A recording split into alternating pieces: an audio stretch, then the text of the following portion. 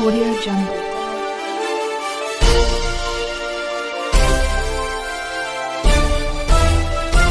Audio Jungle. कार्यशाळेच्या निमित्तानं उपस्थित असलेले विश्वदीप कुरुंदले सर, त्याचप्रमाणे डॉक्टर मधुमती मॅडम, त्याचप्रमाणे विक्टरी सर, या ठिकाणी उपस्थित असलेल्या सोनगावकर, त्याचप्रमाणे या ठिकाणी तावरे मॅडम, श्री तावरे, त्याचप्रमाणे आमचे साकुरे सर असतील, आमचे सहकारी आणि आमच्या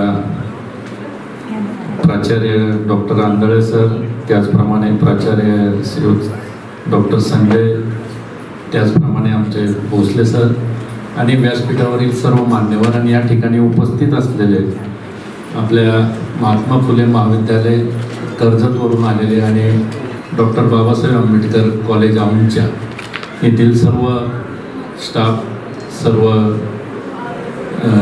सहकारी उपस्थित बंधू भगिनी, सर्वप्रथम यायला उशीर झाला त्याबद्दल आपल्या सर्वांची मी दिलगिरी व्यक्त करतो.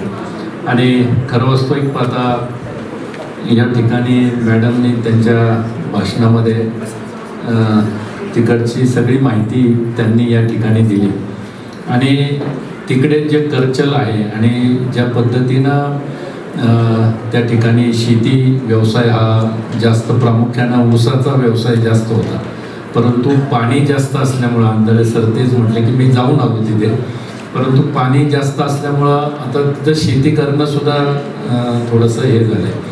तर आता फक्त पर्यटनावरतीच तो देश चालतो आहे आणि जवळपास 3 कोटी संख्या असणारा हा देश आहे.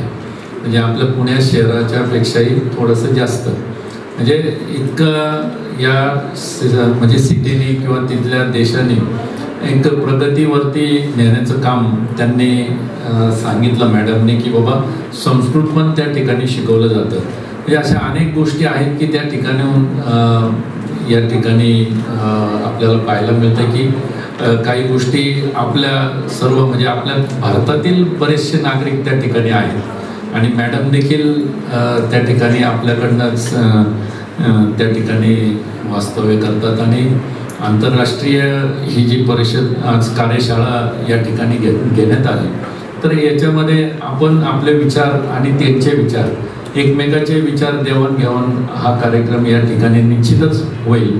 आणि जे म्हणतात ना की सर्व जगावरती जी संस्कृती आहे ती भारताची संस्कृती सगळ्यात श्रेष्ठ संस्कृती मानली जाते आणि निश्चितच जगामध्ये आपल्या भारतीय संस्कृतीचा आदर केला जातो, त्या सन्मान केला जातो.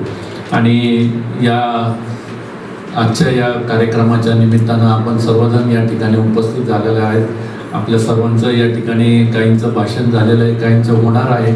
मी अधिकचा वेळ आपल्यामध्ये नाही थांबत, कारण आपण ज्या पद्धतीनं आपल्याला आमच्या इथे असलेल्या आमच्या शिक्षकांना किंवा आमच्या स्टाफला आपण जे काही सांगणार आहात आणि त्याचं जतन करून ते आमच्या लोकांपर्यंत पोहोचवण्याचं काम आमचे सर्व शिक्षक या ठिकाणी करतील.